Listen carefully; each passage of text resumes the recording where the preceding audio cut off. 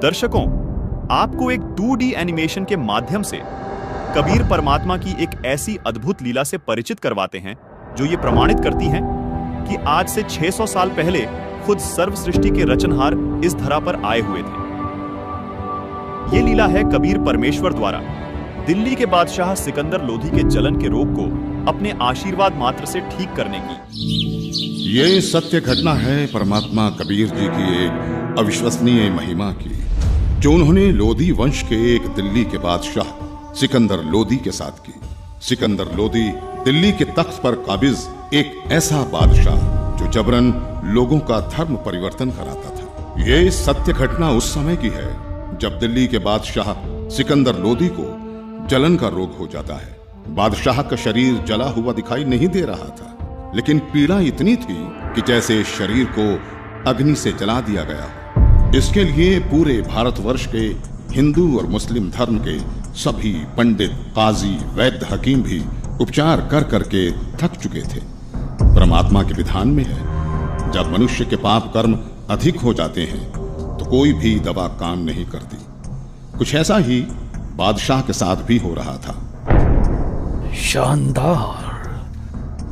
अल्लाह के फजल से ये दवा जरूर हमारे जलन के रोग को ठीक कर देगी, इंशाअल्लाह। राजा सिकंदर लोधी ने सभी प्रकार की औषधि सेवन की, बड़े बड़े वैद्य बुला लिए गए, लेकिन बादशाह पर कोई भी औषधि काम नहीं कर रही थी। यहां तक कि सिकंदर लोधी ने उन्हें ठीक करने के बदले मुंह भोला इनाम भी रख दिया था, लेकिन सर्व उपाय निष्फल ही रहे।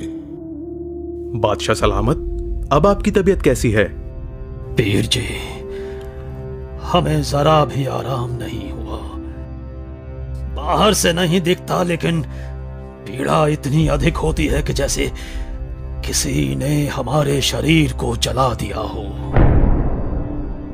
बादशाह सलामत, हम सभी ने आपको वो हर दवा दी है जो ऐसे रोग में दी जा सकती है। बादशाह सलामत, लगता है ये कोई लाइलाज बीमारी है जिसका ठीक होना नामुमकिन है। गुस्ताखी माफ बादशाह, अगर आपकी इजाजत हो तो हम आपसे कुछ कहना चाहते हैं, क्योंकि हम सबको ये पता है कि आपको ये लाइलाज रोग अल्लाह की मर्जी से हुआ है, तो इसका इलाज भी हम वैद्य नहीं बल्कि कोई पहुंचा हुआ संत फकीर ही कर सकता है।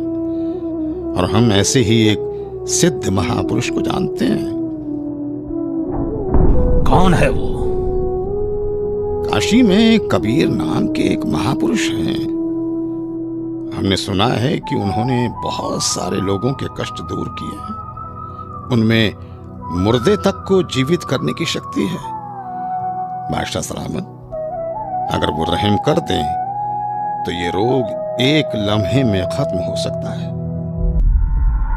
मौलवी साहब, आप कैसी बातें कर रहे हैं? इतने बड़े बड़े हकीम और वैद्य जो रोग ठीक नहीं कर सके, वो भला ये कबीर कैसे ठीक कर सकता है? हमें तो लगता है कि अब हमें इस रोग के साथ ही आखिरी दम तक जीना पड़ेगा। अब तो जीने की चाह भी खत्म होती जा रही है। गुस्ताखी माफ करें जहांपना, लेकिन कबीर जी कोई साधारण पीर नहीं है। वो चाहें तो कुछ भी कर सकते हैं। ठीक है, हमारे काशी चलने का बंदोबस्त किया जाए।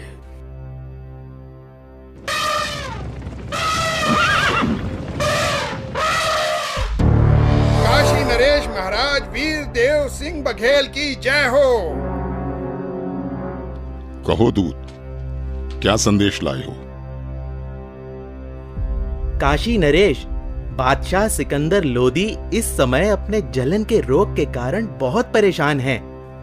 उन्हें बताया गया है कि यहाँ कबीर नाम के एक महापुरुष हैं जो बादशाह के जलन के रोग को ठीक कर सकते हैं। इसीलिए बादशाह जल्दी ही काशी पधारने वाले हैं। ठीक है, संदेश भिजवा दीजिए, हमें बादशाह के आने का इंतजार रहेगा। महामंत्री जी, बादशाह के स्वागत की तैयारी की जाए। जी महाराज।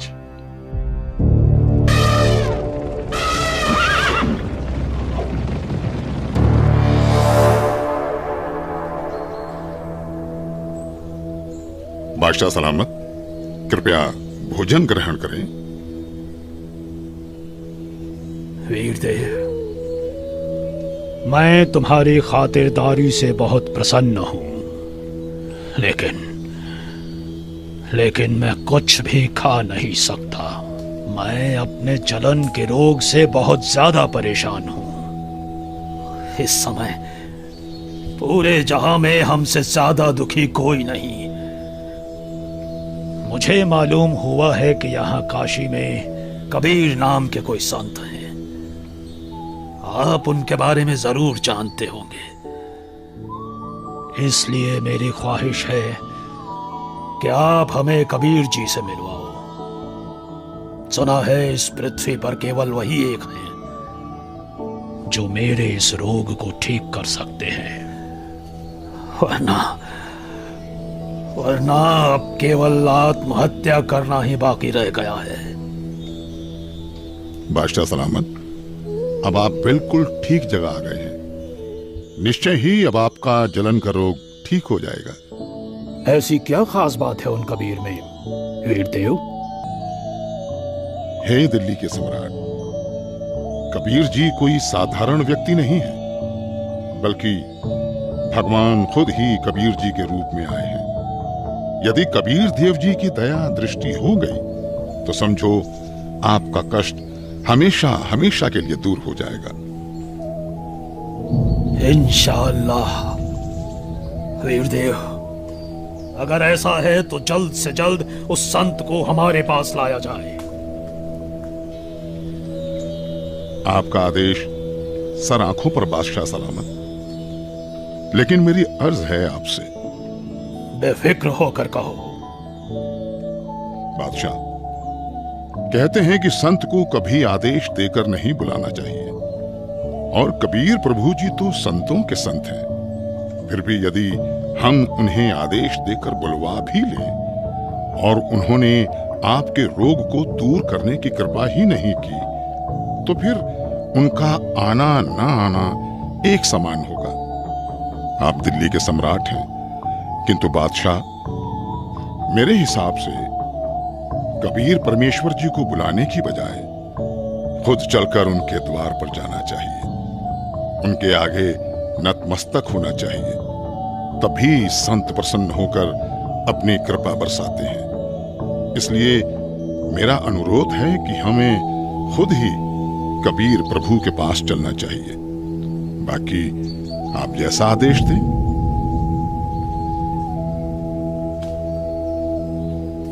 ठीक है, मुझे अभी कबीर जी के घर ले चलो। मैं अभी के अभी कबीर जी से मिलना चाहूंगा। बादशाह सलामत, कबीर प्रभु जी रोज शाम को अपने गुरु रामानंद जी के पास जाते हैं, जहां वो सभी भक्तों के साथ मिलकर आरती किया करते हैं। अभी हमें श्री रामानंद जी के आश्रम ही चलना होगा। इंशाअल्लाह। हे परवरदिगार, लाज रखना। आपके दर्शनार्थ आश्रम की ओर निकल तो पड़े हैं, किंतु वहां तो स्वामी जी ने मुसलमानों का अंदर जाना वर्जित किया हुआ है। दया करना भगवान।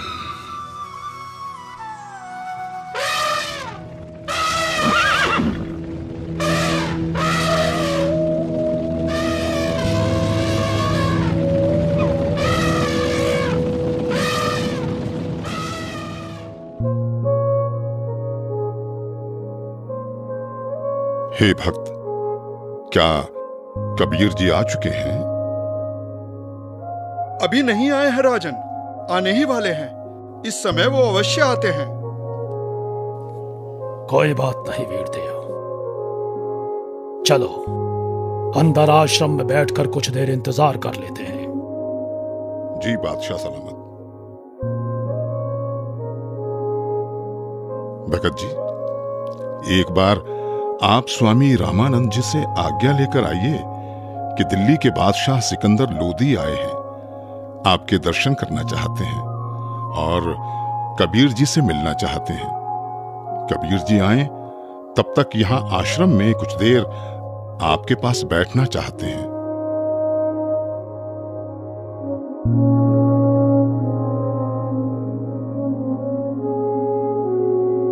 प्रणाम गुरुदेव।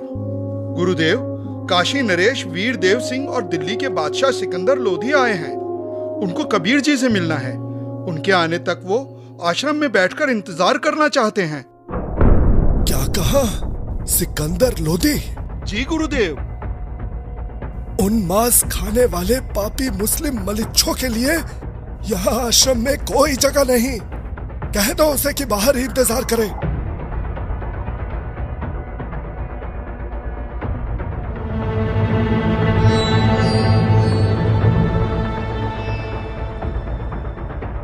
हे राजन, स्वामी जी ने बादशाह को अंदर आने से मना कर दिया है। मुसलमानों का आश्रम में प्रवेश निषेध है।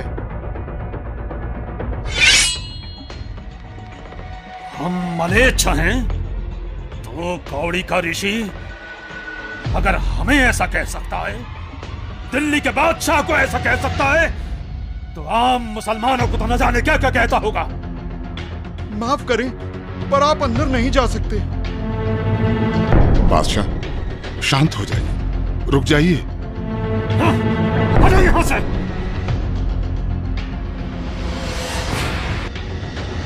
रामानंद हमें काफिर और मलेच्छ कहता है। अभी बताते हैं तुझे कि हम कौन हैं।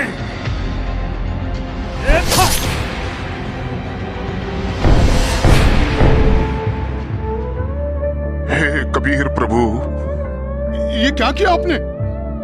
अनर्थ हो गया बादशाह सलामत, अनर्थ हो गया।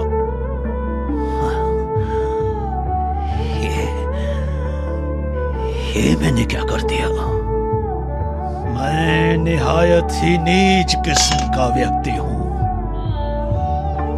वीरदेव आया था अपना रोग ठीक कराने, और जिसके पास आए उसके गुरु को ही मार दिया।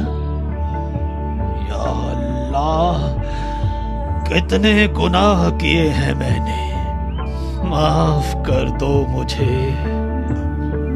वीरदेव, यहां से वापस चलो। कबीर जी अब कभी मेरे रोग को ठीक नहीं करेंगे। अगर मैं उनके सामने रहा तो वो जरूर मुझे बद्दुआ देंगे। इसलिए यहां से अभी के अभी चलो।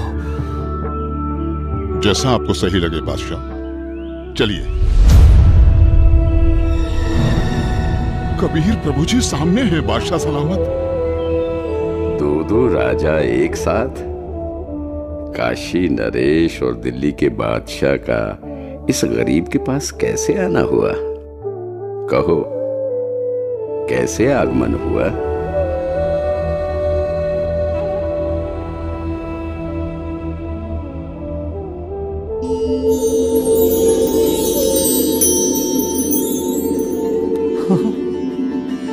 मेरी जलन, मेरी जलन तो ठीक हो गई।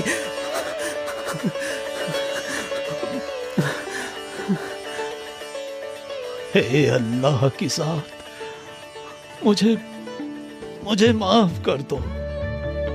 मैं बहुत नीच आत्मा हूं, मैं बहुत पापी हूं। क्या बात है राजन? हे परवरदिगार, जिस उद्देश्य से मैं आया था वो तो आपके आशीर्वाद मात्र से ठीक हो गया। मेरे शरीर में जलन का असाध्य रोग था, जिसका कोई उपचार नहीं हो रहा था। उस भयंकर पीड़ा को आपने पल भर में दूर कर दिया परवरदिगार। लेकिन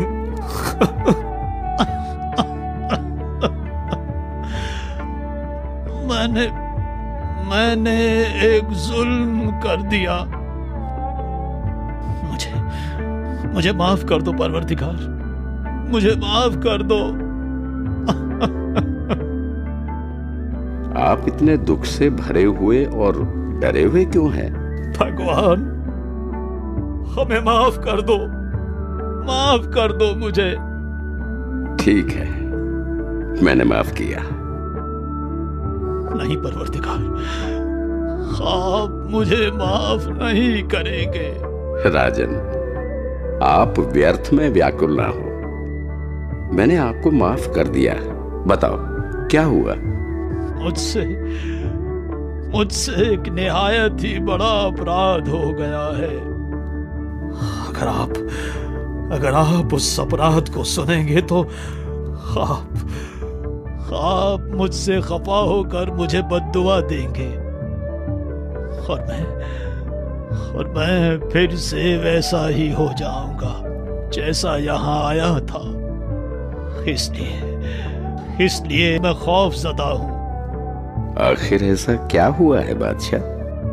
रामानंद जी ने काफी तीखे अल्फाज बोले और मेरे पर पहले से ही बादशाह होने का नशा हावी था। मुझे गुस्सा आ गया और मुझसे उनकी हत्या करने का अपराध हो गया। मालिक, आप तो खुद ही अल्लाह की जात हो, सबके जहन की बात जानते हो। बादशाह, सच तो ये है कि कोई किसी को नहीं मारता। स्वामी जी की मौत आज होनी थी और आपके हाथों से ही होनी थी। ये पहले से ही निश्चित था। कोई बात नहीं, मन को दुखी मत करो। जो होना निश्चित था हो गया। लेकिन अब ऐसे मत जाना, स्वामी रामानंद जी का अंतिम संस्कार करवाकर ही वापस जाना, नहीं तो प्रजा आपको बहुत बुरा भला कहेगी।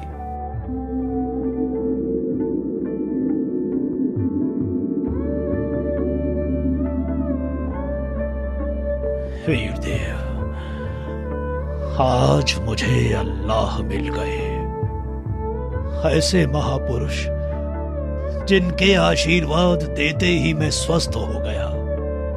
और मैंने इतना जुल्म किया, फिर भी उन्होंने मुझ पर गुस्सा तक नहीं किया।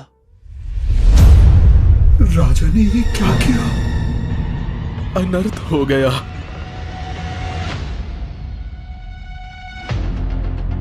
कबीर जी आ गए, कबीर जी आ गए, कबीर जी आ गए, कबीर जी आ गए।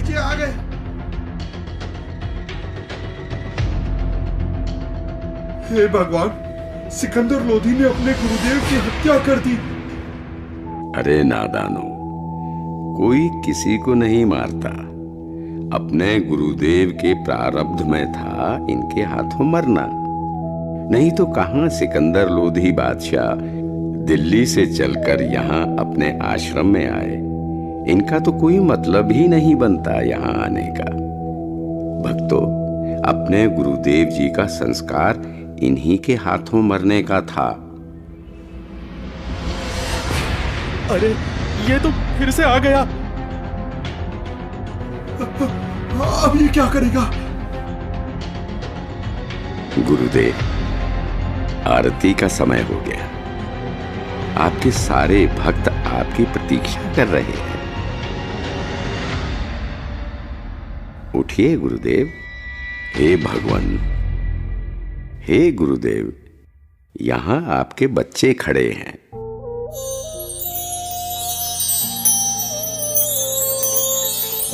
भगवान, बंदी छोड़ कबीर साहेब की जय हो। बंदी छोड़ कबीर साहेब की जय हो। हे कबीर देव जी, ये मेरे शरीर के आधे हिस्से से खून और आधे हिस्से से दूध कैसे निकला? क्या राज है इसके पीछे? गुरुदेव, आप तो परम ज्ञानी हो, आपको तो सब पता है।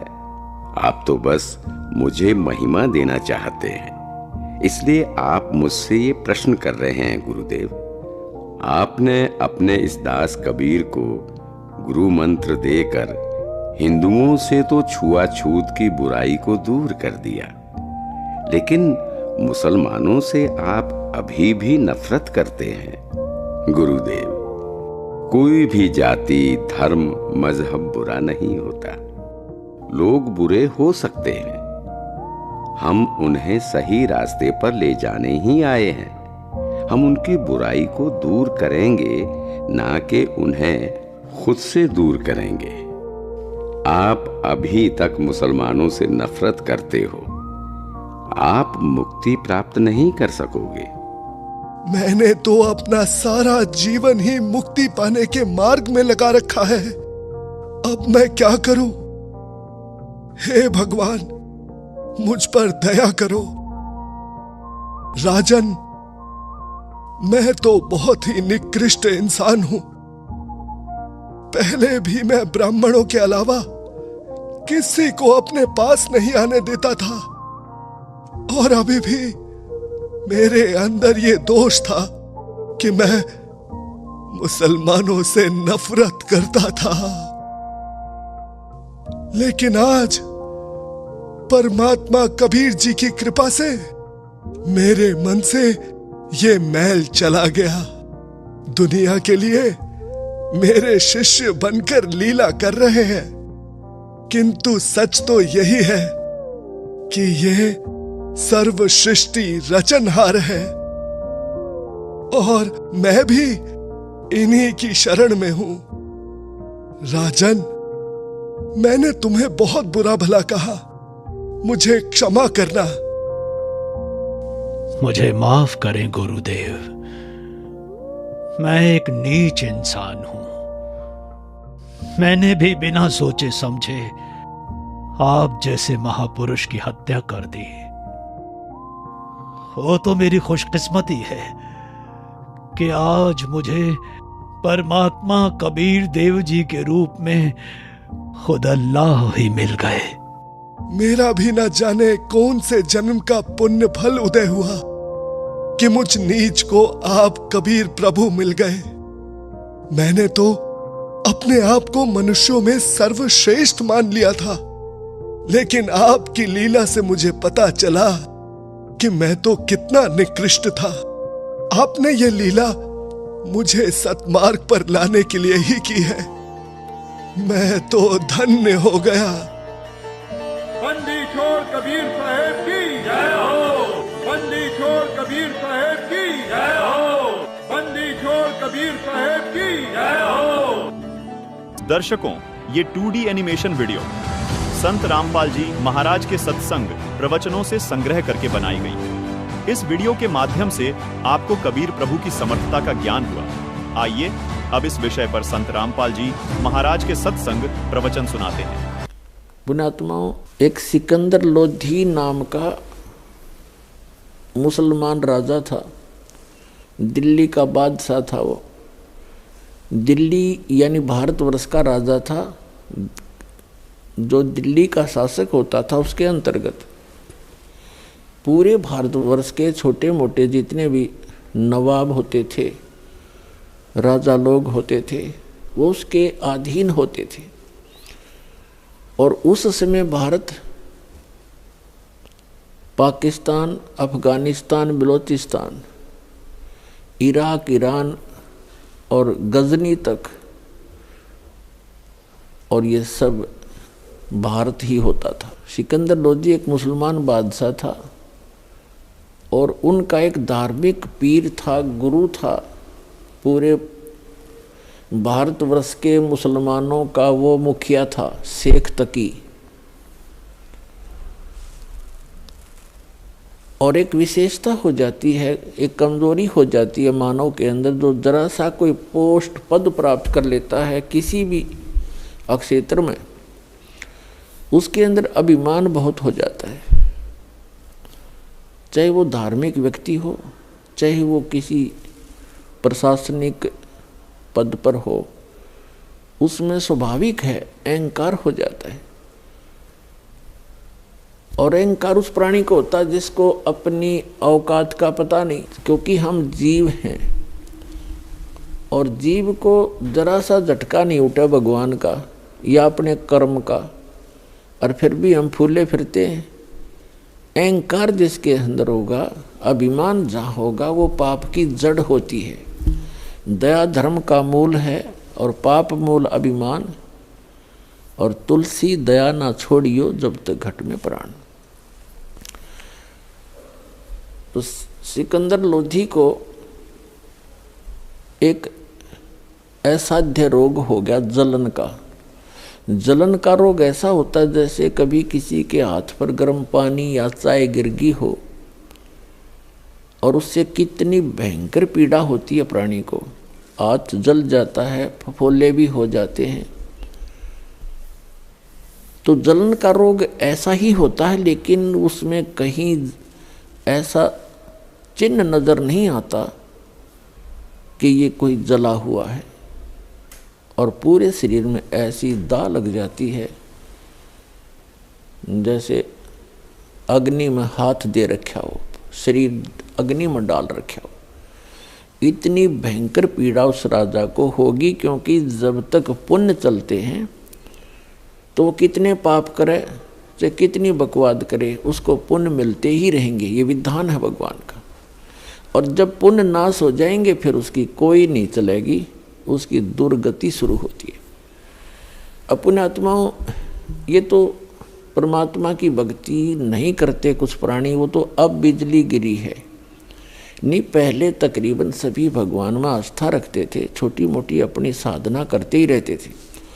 तो वो जैसे सिकंदर लोधी एक मुसलमान राजा था, और 5 वक्त की नमाज कंपलसरी होती ही है। मुसलमान धर्म की जो साधना है, ये कुरान शरीफ के ज्ञानदाता ने बताई है। और कुरान शरीफ यानी कुरान मजीद कहो, कुरान शरीफ कहो, इसका जो ज्ञानदाता है ये ब्रह्म है। और अज्ञानता से ये मुसलमान भाई इसको पूर्ण परमात्मा मान रहे हैं, सुप्रीम गॉड मान बैठे। तो इसने जो साधना बताई थी हजरत मोहम्मद जी को, वो कौन सी बताई थी? 5 समय की नमाज, दिन में 5 बार नमाज करनी है। नमाज क्या है? स्तुति है भगवान की, परमात्मा की महिमा का गुणगान करना नमाज बोलते हैं। जैसे हम नित्य नियम करते हैं, सुबह का करते हैं, दोपहर का बता रखा है, शाम का आपको। और फिर ऐसे जैसे कई गीता जी का नित्य पाठ करते हैं, वो भी नमाज यानी स्तुति है, प्रार्थना भगवान की। और जप जी का पाठ करते हैं सिख भाई, तो वो भी नमाज ही समझो।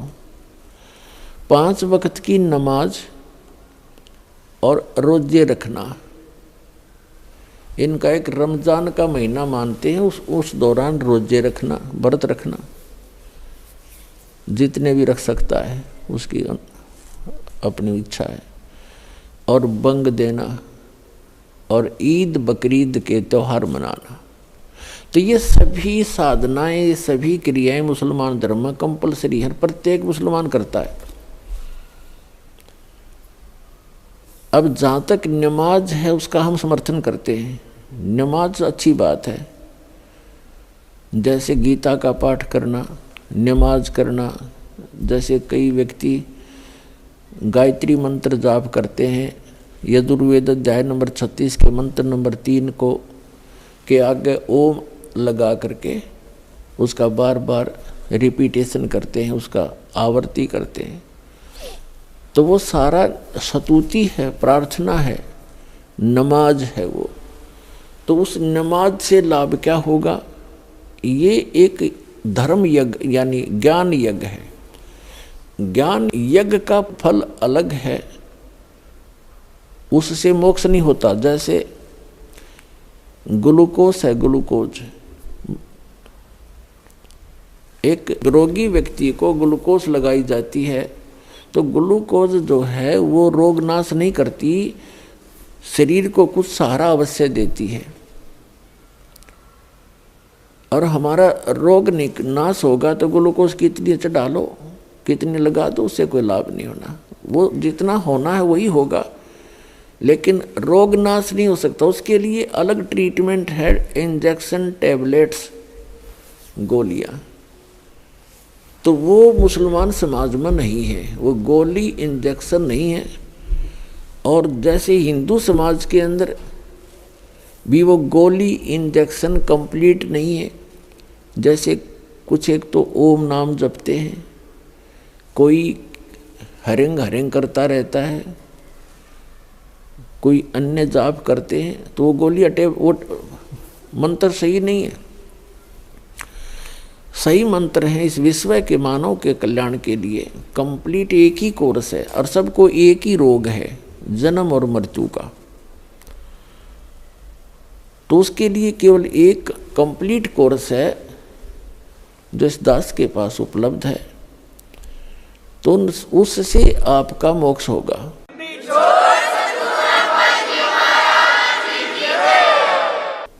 तो वो क्या करते हैं, 5 समय की नमाज कर ली और फिर रोजे रख लिए, व्रत रख लिए। रोजे माने व्रत, और बंग माने ऊंचे सुर में आवाज पुकारना परमात्मा को। तो ये सारी क्रियाएं किया करते थे, क्योंकि ये न तो पाप नाशक हैं ये क्रियाएं, ना ये मोक्षदायक है। क्योंकि ये किसकी बताई हुई है, ये सरपुरुष की बताई हुई है। ये गीता ज्ञान दाता भी वही है, कुरान शरीफ का ज्ञान दाता भी वही है, वेद का ज्ञान दाता भी वही है, और बाइबल का भी ज्ञान दाता वही है। जो साधना मुसलमान धर्म के अंदर चल रही थी, सिकंदर लोधी उन सभी साधनाओं को करते करते भी अपने पाप कर्म के कारण इतना असाध्य रोगग्रस्त हो गया कि हाय तौबा मची हुई थी उसकी जीव को। उसने अपने मौलवी, मुल्ला, काजियों, बड़े बड़े संतों, साधुओं से भी संपर्क साधा।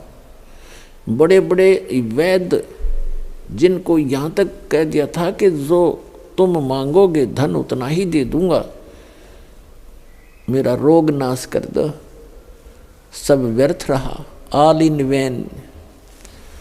हिंदू संत, साधु, फकीरों से भी सारे जंतर मंत्र करवा लिए, ऑल इन वैन। तो पुण्यात्मा मुसलमान भाई तो किस्मत मानते नहीं, प्रारब्ध बहुत नहीं मानते कि पूर्व जन्म के पाप होंगे तुम्हारे। हिंदू समाज के, हिंदू जिनको कहते हैं हम सनातन धर्म वाले, ये पुनर्जन्म मानते हैं और सच्चाई है, पुनर्जन्म होता है। आज कोई दुखी है तो पूर्व जन्म का, आज सुखी है तो पूर्व जन्म के पुण्यों से, दुखी है तो पहले के जन्मों के पापों से। इसके साथ साथ जो मुसलमान भाइयों का जो इनकम्प्लीट ज्ञान है, वो अधूरा ज्ञान है कुरान शरीफ का, वो क्या बताते हैं कि पुनर्जन्म नहीं होता, एक बार जन्म गे। मनुष्य है तो मनुष्य, हर गधे कुत्ते हैं तो गधे कुत्ते, सूअर हैं, जो भी हैं वो बने रहेंगे, और फिर मरते जाएंगे मनुष्य। मनुष्यों की विशेष विधान है उनके पास, मनुष्य मर गए कब्र में दबा दो, मनुष्य मर गए कब्र में दबा दो। और फिर कभी कयामत आवेगी, कयामत माने प्रलय, वह लाख वर्ष में आवेगी, 10 लाख में आवेगी, अरब वर्ष में आवेगी। तब तक वो उनके विधान अनुसार जैसा वो बता रहे हैं, तो वो कब्र में रहेंगे वो सारे जीव। और जिन्होंने कुरान शरीफ के अनुसार दिया हुए ज्ञान के अनुसार साधना की है, वो चले जाएंगे जन्नत में। जब क़यामत आवेगी सब कुछ नाश हो जाएगा, और फिर उन अल्लाह वो फिर उस कब्रों से निकाल लेगा, और जिन अच्छे काम कर रखे उनको जन्नत में, स्वर्ग में, और जिन गलत साधना की उनको नरक में। जन्नत में जानते पहले ब्रांड मिट्टी हो लेगी, वो कब्र में फंसे रहेंगे अरबों वर्षों तक। बताओ वो जीवन है कोई? ये विधान है। और फिर कहाँ जाएंगे? फिर बोला खत्म कहानी। वाह भाई, आए कहाँ से थे? जन्नत से। फिर यहाँ टिंडे लेना है जन्नत से, किस लिए आए? कहते हैं भगवान तुम्हारी परीक्षा लेने के लिए यहाँ भेजता है, जन्म देता है। परीक्षा क्या लेनी है बता? जब सतलोग वहाँ बैठे हैं जन्नत में, उनकी क्या परीक्षा लेनी फिर वो?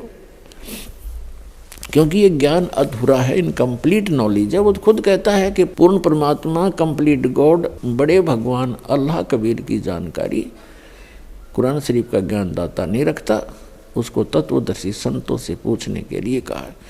तो वो कंप्लीट कोर्स इस दास के पास उपलब्ध है, विश्व में किसी के पास नहीं है। और यदि इस ज्ञान से कोई परिचित हो गया और नाम भी जिसने दास से प्राप्त कर लिए और वो दुष्ट व्यक्ति स्वयं नाम देने लग जा रही हो, ज्ञान बताना पाप नहीं, ज्ञान बतावे, लेकिन खुद गुरु जो बन जाएगा वो सबसे बड़ा दुश्मन होगा इस मानव समाज का, क्योंकि वो डुप्लीकेट और झूठे पासपोर्ट बनाओगा तो आगे जाकर दोनों को दुख होगा। उस समय बहुत देर हो चुकी होगी, तो उससे भी बचना है आपने।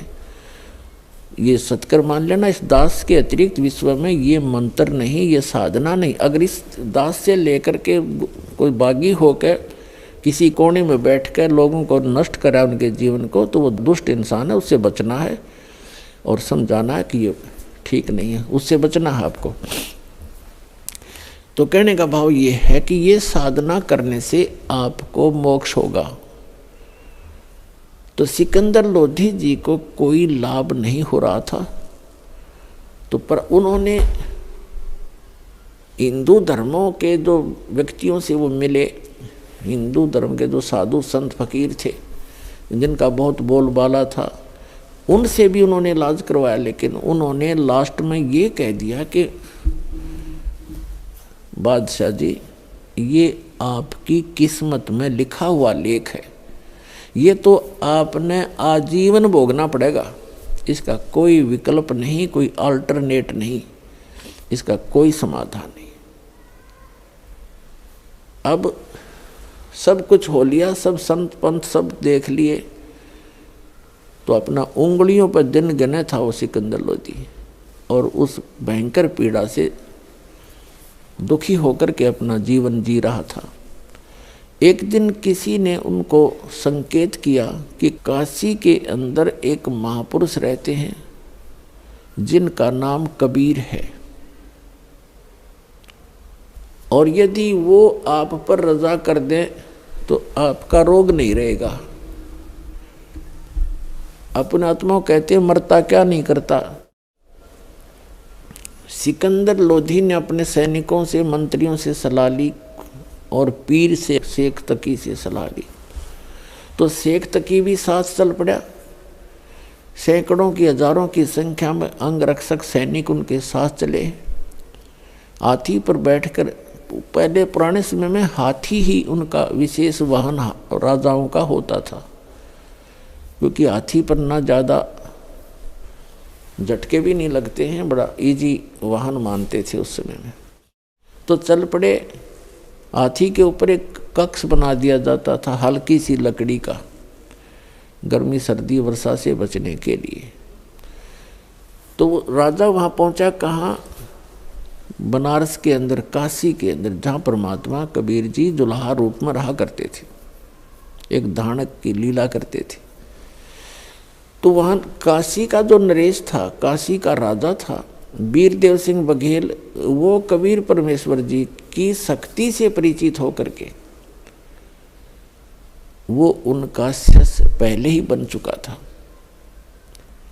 सिकंदर लोधी के आगमन की जानकारी जब वीरदेव सिंह बघेल काशी नरेश को हुई, क्योंकि वो एक छोटे राजा थे, नरेश थे, और जैसे अपने प्रधानमंत्री हों वो तो समझ लो सिकंदर लोधी, और मुख्यमंत्री यानी छोटे मंत्री हों स्टेट के, वो समझ लो वीर सिंह बघेल। प्रधानमंत्री के आगमन की खबर होने के बाद उसने खूब तैयारी की, उनके आगमन के स्वागत के लिए बहुत कुछ व्यवस्था की। सिकंदर लोधी के वहाँ पहुँचते ही सारा भोजन, नाश्ता लगा दिया, पूरी मेज के ऊपर काजू किस्मत सेब संतरे जो भी हिंदू आहार करते हैं, हलवा पूरी सारा कुछ, कचौड़ी पकौड़ी बना कर रख दी। सिकंदर लोधी ने कहा कि वीर सिंह, मैं आपकी आओ भगत से, आपके आतिथ्य से मैं बहुत प्रसन्न हूँ, लेकिन मैं खा कुछ नहीं सकता। कारण क्या है ये सब बताया। मैं बहुत असाध्य रोग से दुखी हूँ, मैंने सब जगह ट्रीटमेंट करवा लिया, और मैंने सुना है यहाँ कोई कबीर नाम का संत रहता है, आप तो जानते होगे वो कैसा है, उसमें कोई सिद्धि भक्ति है कि नहीं, कैसी करामात है उसमें।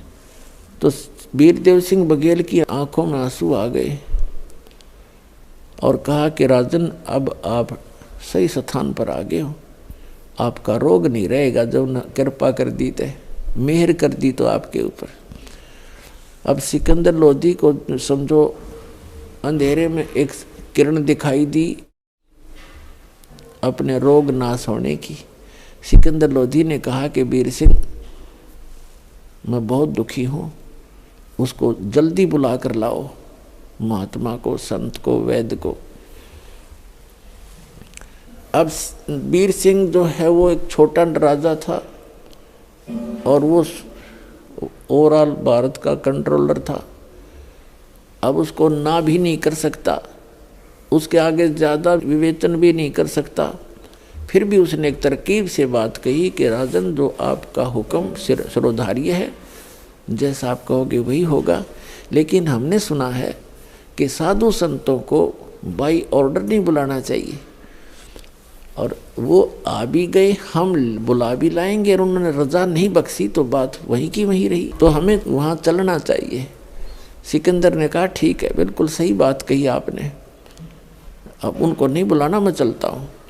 तो शाम के समय परमात्मा कबीर परमेश्वर जी अपने एक परंपरा बनाए रखने के लिए गुरु बना रखे थे स्वामी रामानंद ब्राह्मण।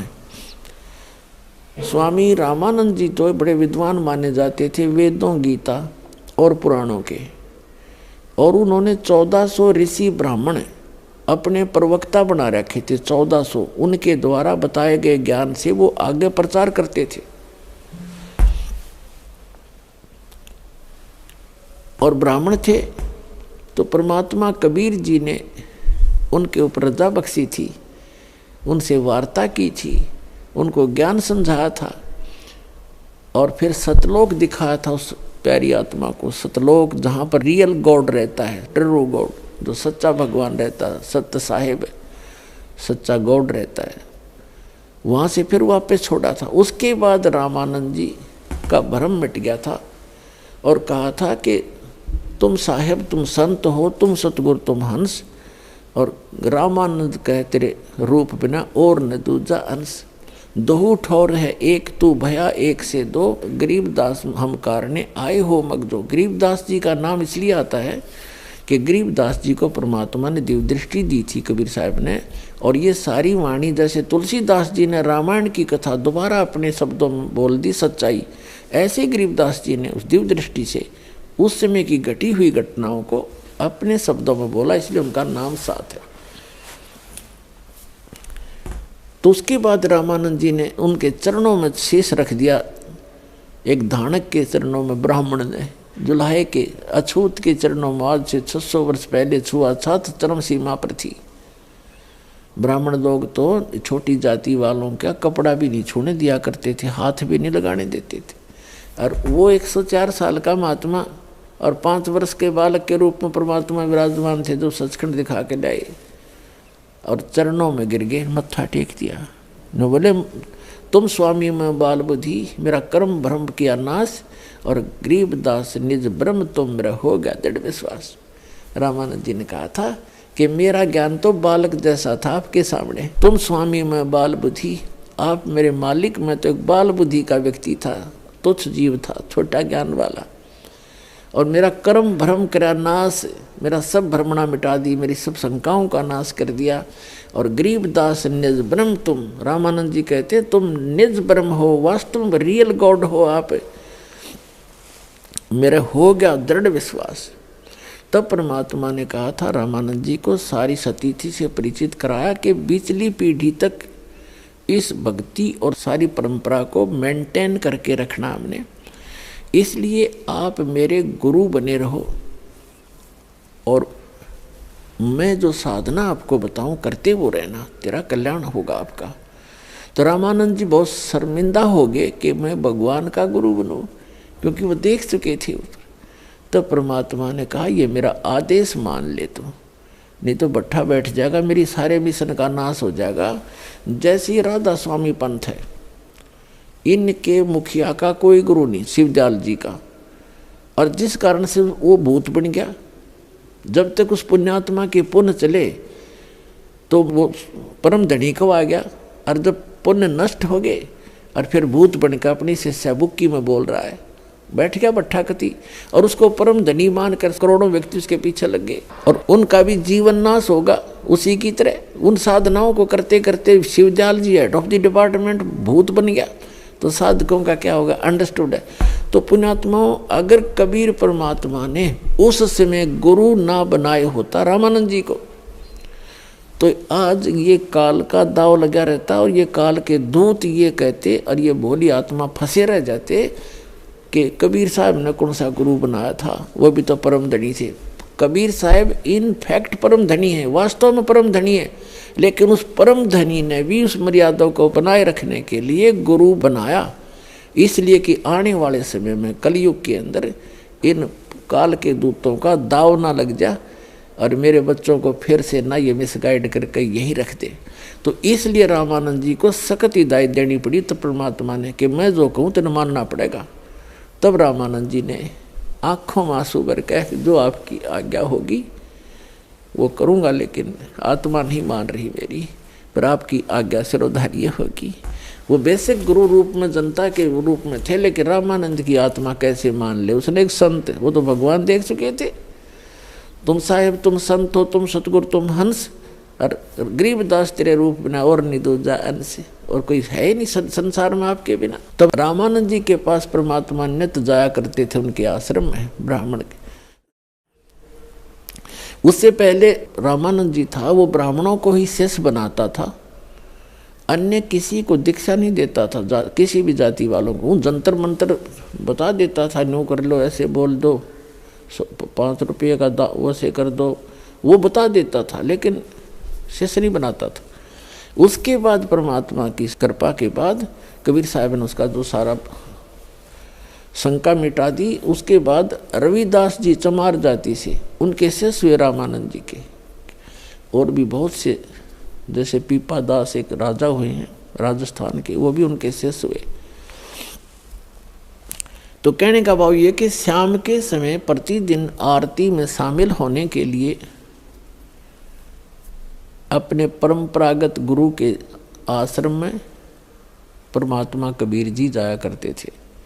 दिन में अपना कपड़ा बुनते थे, जुलाई का काम करते थे, और शाम को वहाँ जाके आरती करते थे इकट्ठे बैठ के। तो वीरदेव सिंह बघेल जो थे काशी नरेश, उनको पता था कि ये समय उनका रामानंद जी के आश्रम में आने का है, तो सीधे रामानंद जी के आश्रम की ओर चल पड़े राजा को साथ लेकर। रामानंद जी के आश्रम के द्वार के ऊपर एक द्वारपाल खड़े थे, सेवक बैठे थे वहाँ। वीर सिंह को वो जानते थे कि राजा आ गए, और वीर सिंह को ये पता था कि रामानंद जी जो हैं ये मुसलमानों से नफरत बहुत करते हैं, और सिकंदर लोधी उनके साथ मुसलमान राजा थे। तो समझदारी से काम लिया वीर सिंह ने। वीर सिंह ने कहा उस गेट कीपर से, द्वारपाल से, कि भाई मात भगत जी, स्वामी जी से आज्ञा लेकर आओ कि सिकंदर लोधी दिल्ली के बादशाह आए हैं, आपका दर्शन करना चाहते हैं, और जब तक कबीर जी आएंगे तब तक वो उसका इंतजार करना चाहते हैं। अब वो द्वारपाल अंदर गया, बगीचा था ही ऐसे, थोड़ी सी साइड में रामानंद जी आसन पर बैठे थे। वहीं शाम का समय, गर्मी का मौसम, वृक्षों के नीचे उनका आसन लगा रखा था। द्वारपाल ने कहा कि जी एक सिकंदर लोधी नाम के दिल्ली के बादशाह आए हैं, साथ में वीर सिंह बघेल भी है, काशी नरेश, और आपका दर्शन करना चाहते। रामानंद जी ने कहा कि वीर सिंह आ सकता है, लेकिन वो मुसलमान अंदर नहीं आ सकता, बाहर खड़ा रहेगा। बाहर आएंगे कबीर जी, उनसे वहीं बात कर लें। अब उसने आकर के वीर सिंह से सुना दिया फरमान अंदर का कि गुरु जी ने मना कर दिया है कि वो मुसलमानों का दर्शन नहीं करते, और आप जा सकते हैं। अब सिकंदर लोधी ने सोचा ये 2 कौड़ी का महात्मा दिल्ली के बादशाह का और मुसलमानों से इतनी नफरत करता है ये, और उसी से मैं निकाल ली तलवार और पहुंच गया भीतर। फिर किसी मर्यादा थी, जाके रामानंद जी की गर्दन काट दी, तलवार से कत्ल कर दिया। अब धड़ कहीं गिरा, अब सिर कहीं गिरा उसका जाके। अब सिकंदर लोधी वापस चल पड़ा कि चल वीर सिंह आया था समाधान करवाने, ये तो पाप और हो गया, देख मेरे सारे काम उल्टे। अब ये इंसान, ये प्राणी मन के दबाव में आके गलती अवश्य कर देता है, लेकिन बाद में ये बहुत पछताता है। लेकिन तत्व ज्ञान होने के बाद ये पहले सोचने लग जाएगा, बाद की बजाय ये इतना अंतर हो जाएगा। तो सिकंदर लोधी कहने लगा, देख आया था मैं अपना रोग कटाने, अरे कबीर जी के गुरु का मैंने कत्ल कर दिया, अब वो भी मुझे श्राप देंगे। उनको वो बड़े पहुंचे हुए बताए हैं। अब उसको ही सारी समझ में आ गई कि बात बिगड़ेगी दूनी।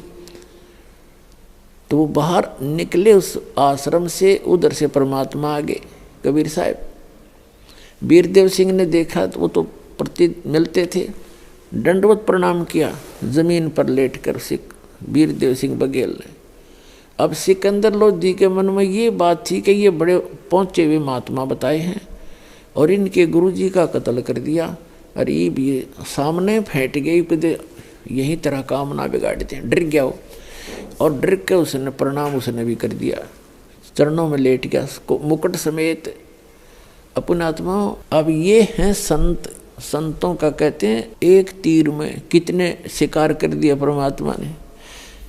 कहते हैं जब तक प्राणी जिस भी संत से मिलने जाता है उसमें आधीनी नहीं आवेगी, विनम्रता नहीं आएगी, तो उनका आशीर्वाद भी काम ना करे उसके। अब जैसे आपने हैंडपंप के नीचे टूटी चल रही है पानी की, तो टूटी पानी लेने के लिए लोटे को गिलास को नीचे करना पड़ेगा, और जब उसका ऊपर धर लेगा तो जल उसमें आ नहीं सकता। अति अधीन दीन हो प्राणी, और ताकू कहते हैं वो अकथ कहानी। जब तक आधीनी नहीं आवेगी प्राणी में, तब तक परमात्मा का लाभ उसको मिले नहीं, आशीर्वाद भी काम ना करे इसके। संत मिलन को चालिए तज माया अभिमान, और जो कदम आगे रखे ओ है यज्ञ समान। तो ये विधान बताया भगवान। अब परमात्मा ने ये करना था कि जब तक राजा में आदि नहीं आवेगी नहीं, तो मालिक का आशीर्वाद भी काम नहीं करना था। अब उसमें इतनी आदि नहीं आ गई कि उसके जीन मच रही थी, इतना परेशान था, और दंडवत प्रणाम की। परमात्मा ने दोनों महापुरुषों के सिर पे हाथ रखा, उन दोनों राजाओं के, और कहा, राजाओं एक गरीब के पास कैसे आगमन हुआ आपका। जो ही हाथ रखा था भगवान ने सिर पे उस सिकंदर लोधी के, उसका रोग नहीं था उस समय, एकदम छू मंतर हो गया और चरण दृढ़ता से पकड़ दिए और बुरी तरह रोने लग गया। नो बोला, भगवान माफ कर दो, मुझ पापी को क्षमा कर दो, क्षमा कर दो। परमात्मा ने कहा भी क्षमा कर दिया, उठो, किस काम आए थे। तब उन्होंने कहा कि भगवान लेटे लेटे ने चरण पकड़े पकड़े कहा कि जिस काम के लिए मैं आया था वो तो आपके आशीर्वाद से मैं ठीक हो गया, लेकिन मुझ दुष्ट ने एक बहुत अपराध कर दिया घिनौना, वो अक्षम्य नहीं है। हे परमात्मा उसको भी माफ़ करो, मुझसे गलती बन गई। हे अल्लाह आप सचमुच अल्लाह अकबर हो, आप सचमुच अल्लाह कबीर हो। तब परमात्मा कबीर जी ने कहा कि बोलो क्या बात है, वो भी माफ़ कर देंगे। सारी कहानी बताई, लेटे लेटे दंडवत किए। परमात्मा ने कहा कि राजन उठो, कोई बात नहीं, माफ़ कर दिया, लेकिन ये तो तुम्हारा उनका संस्कार था, आपके हाथों उसकी मृत्यु उसके प्रारंभ में थी हमारे गुरु जी के, मुझे मालूम था, और ये तेरे हाथ से मरना ही था, इसका एंड था। कोई बात नहीं, मेरे साथ अंदर चलो और इसका अंतिम संस्कार करा के जाना, नहीं तो लोग कहेंगे राजा ने अच्छा नहीं किया। अब सिकंदर लोधी इतना खुश होया कि भगवान ये सचमुच संत तो ये हैं, इतना कुछ देखकर भी मुझे बद्दुआ नहीं दी, मुझे आशीर्वाद दुराशीष नहीं दिया, और फिर भी कितना प्यार से कह रहा कि आ जाओ, कोई बात नहीं, होना था सो हो गया। कबीर साहब आगे चले गए, वो पीछे से दोनों राजा आपस में बातें करते आते हैं। सिकंदर कहता है कि वीर सिंह भाई संत देखे, ओए ओए मैं तो कति स्वस्थ हो गया, देखे मेरे तो आग लगी पड़ी थी और मैं बिल्कुल ठीक हो गया, और मैंने इतना कुछ कर दिया जिसके मन में कोई शिकन नहीं। तब मन में सोच रहे थे वो कि राजन अभी तो ट्रेलर देखा आपने, इसका इस परमपिता का ट्रेलर है, तो आगे देखना आप क्या क्या करते हैं तेरे लिए। तो जो ही आगे गए कबीर जी, तो वहाँ आश्रम के जितने भी भक्त थे वो दौड़े दौड़े आए और कहा कबीर जी पर अपने गुरु जी का कत्ल कर दिया सिकंदर राजा ने, मुसलमान ने। तो पुण्यात्माओं वहाँ एक जुल्म हो जाना था, हिंदू और मुसलमानों की आपस में कट मरना था। तो परमात्मा ने उस कहर को टाला। रामानंद जी का शरीर दो हिस्सों में पड़ा था, धड़ अलग से, शीश अलग से, खून बह रहा था। परमात्मा ने, कबीर जी ने जाके रामानंद जी के चरणों में दंडवत प्रणाम किया और बैठ के और चरण छू कर कहा गुरुदेव उठना एक बार, आरती का समय हो गया है, आरती करेंगे, सब भक्त आपका इंतजार कर रहे हैं। इतना ही कहा था कि अपने आप सिर वहाँ से उठकर और धड़ पे आके लग गया। रामानंद जी राम राम कहते हुए बैठ के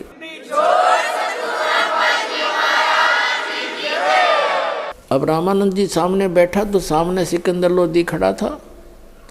उसको देखकर फिर उसके मन में फिर माथे पर तोड़ी गिर गई, तेवर चढ़ गए। तब परमात्मा कबीर जी ने लगभग 1.5 घंटा प्रवचन किए। फिर मालिक ने उसका बुद्धि बदली और रामानंद जी ने क्या देखा कि उसकी गर्दन कटने के बाद उसके शरीर से निकली एक धारा रक्त की थी, एक धारा दूध की निकली थी उसके शरीर से। तब कबीर परमेश्वर से रामानंद जी ने पूछा कि हे भगवान, मेरे शरीर से दूध और आधे में से रक्त क्यों निकला, इसका कारण बताइए। तब परमात्मा ने कहा कि हे गुरुदेव, जब तक इंसान के अंदर राग द्वेष ईर्षा है वो मोक्ष प्राप्त नहीं कर सकता। पहले आप नफरत करते थे, ब्राह्मण के अतिरिक्त अन्य किसी को दीक्षा नहीं देते थे और ना ही उनको अच्छा समझते थे, उनको अपने से तुम हे समझते थे, निकम्मा समझते थे। लेकिन आपने वो तो दया बख्श दी, आप सभी को उपदेश देने लगे, दीक्षा देने लगे। आपने हिंदू समाज के सभी अछूतों को भी साथ ले लिया, लेकिन अभी भी आप मुसलमानों को दूसरा समझते हो, इनको निकम्मा समझते हो। निकम्मा कर्म है, धर्म निकम्मा नहीं है। और जब तक आप ऐसे रहोगे आप मोक्ष प्राप्ति नहीं कर सकते। आप हिंदू और मुसलमान को दो मानते हो, एक पिता की संतान है, एक घर से आए हैं, यहाँ हम अज्ञानता से अलग अलग बन गए, आप उसको और दरार पैदा कर रहे हो। संतों का काम मिटाना होता है, उसको चौड़ा करना नहीं होता। रामानंद जी खड़े हुए और सिकंदर लोधी को सीने से लगा लिया, बेटा मेरे से गलती बन गई, मैं नीच व्यक्ति हूँ, मेरी दुर्बुद्धि मेरे अंदर समाई थी और आज मेरा भ्रम तोड़ दिया मेरे इस भगवान ने। और आज उसके बाद रामानंद जी ने किसी मुसलमान या हिंदू में कोई अंतर नहीं रखा।